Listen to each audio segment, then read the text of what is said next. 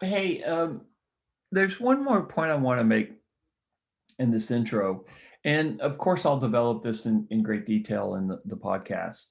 But one of the things that I think is not that well understood about the Texas Revolution is that Santa Anna invaded Texas from two directions, or I'm sorry, the Mexican army invaded Texas via two routes. Okay. Now, Santa Anna is the president of Mexico. This happens under his overall command. So everyone knows that Santa Anna comes in around Eagle Pass, that area, Laredo, and comes up and captures the Alamo. That's extremely well known. He has a big army, over 5,000 men.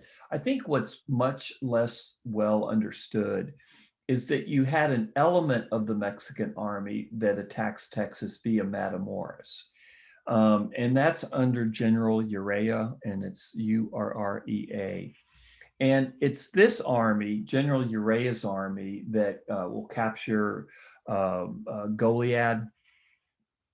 And actually, General Urrea's army and General Urrea himself was probably the best general that the Mexicans had. In fact, without a doubt, he was the best general. He was very, very, very successful.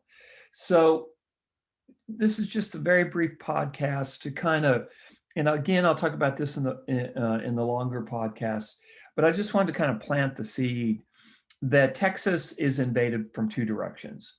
From the border. When I say of course, it's both the border, I guess. It's both the Rio Grande. The Mexican army has to cross the Rio Grande, but it's upper border around the Eagle Pass, Del Rio area, Laredo area.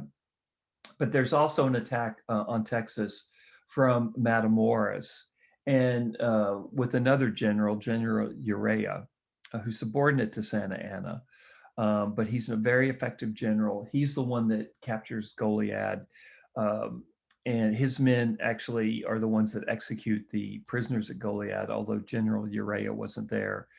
He had gone on and he opposed the execution of these men, but he was left the scene. So I just want to kind of plant that seed. And this is one of the things that's not well understood about the Texas Revolution. All the focus is usually on Santa Anna.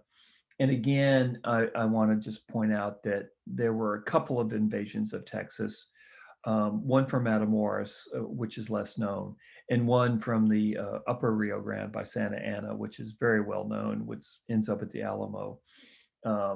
Okay, just wanted to kind of plant that seed with y'all.